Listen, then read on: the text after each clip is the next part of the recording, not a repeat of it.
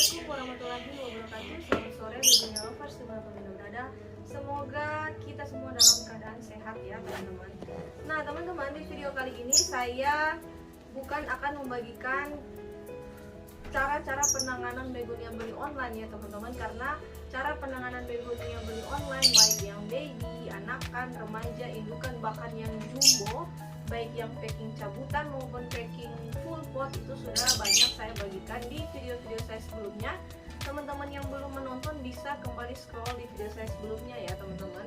Di video sekarang ini yang mau saya sharing adalah tentang pengalaman saya yang mungkin menjadi pengalaman teman-teman dan juga menjadi keluhan teman-teman semua, apalagi yang pemula, apalagi yang begonia hybrid. Mengapa sih kalau kita beli online itu begonia selalu gagal atau gagal total, selalu mati ya teman-teman. Nah kalau pengalaman saya itu ada beberapa penyebab. Sebenarnya begonia ini lebih bagus kalau kita beli langsung ke lapak ya teman-teman.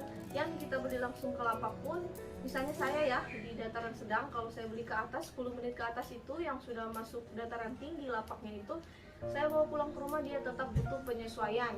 Jadi teman-teman bisa bayangkan kalau yang kita beli online yang mungkin dari luar pulau, jaraknya jauh, harus di packing, apalagi yang packing cabutan, di packing sedemikian rupa itu untuk begonia, tanaman hias begonia yang modelnya begini itu rentan ya teman-teman, karena ya bisa dilihat modelnya ya, batangnya itu rapuh, daunnya juga sangat rentan sobek ya.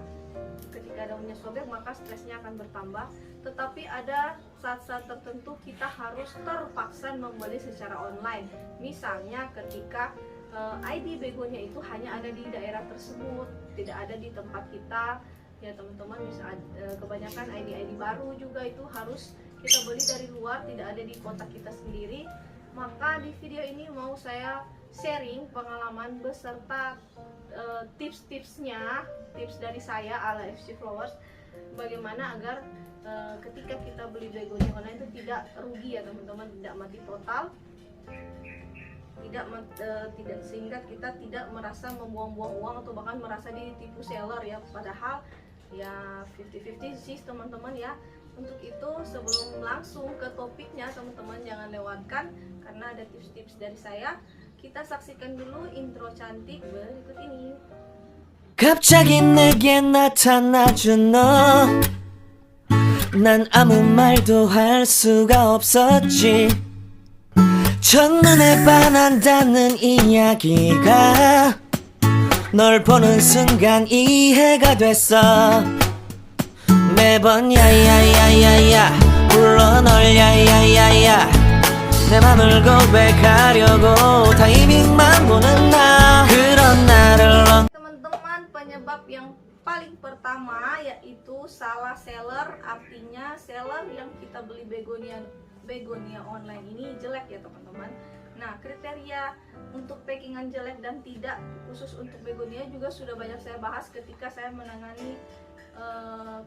membuat video-video penanganan begonia beli online ya teman-teman. Jadi carilah seller yang mengerti benar dengan kriteria tanaman ini, dengan kriteria begonia, sehingga seller tersebut bisa mempacking secara maksimal ya teman-teman. Karena kalau packingan seller itu jelek, dari penanganan kita juga susah ya teman-teman, sudah pasti dipastikan mati total, bahkan ada yang pas sampai itu sudah busuk ya teman-teman.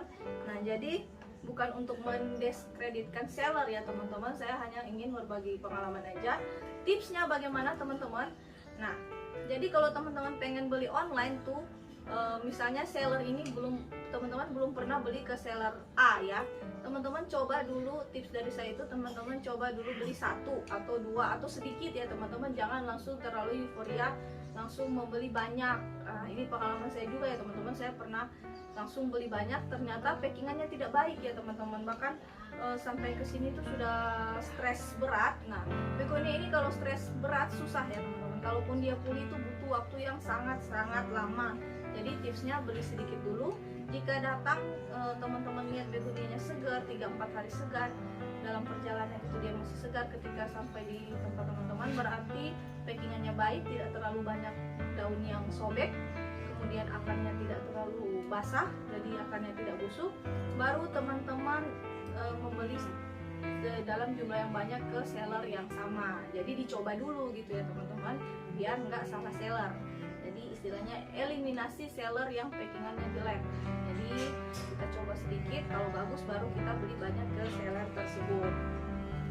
Oke, lanjut ke penyebab yang kedua, mengapa begonia yang kita beli online itu gagal total ya teman-teman atau mati.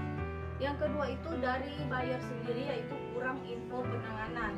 Nah teman-teman sekarang enak ya, karena sudah banyak channel, termasuk channel saya, yang membagikan ilmu penanganan untuk begonia beli online. Penanganan begonia beli online baik yang baby, indukan, jumbo, anakan, baby, secara detail ya teman-teman. Nah kalau teman-teman udah pede, udah merasa menguasai ilmunya, baru teman-teman praktek, teman-teman bisa membeli begonia secara online untuk mempraktekkan ilmu yang teman-teman sudah pelajari dari channel saya. Oke, langsung ke penyebab yang ketiga ya teman-teman, mengapa begonia beli online itu selalu mati atau gagal total ya. Penyebab yang ketiga itu cuma dari kurangnya pengalaman dari teman-teman semua, termasuk yang pernah saya lewati juga ya teman-teman. Nah kunci tipsnya itu cuma satu ya teman-teman ya, jangan kapok untuk beli begonia online. Semakin banyak pengalaman teman-teman, semakin tinggi jam terbang, maka teman-teman akan semakin mahir untuk menangani begonia beli online. Tentunya setelah teman-teman mempraktekkan tips saya di poin nomor 1 dan poin nomor 2.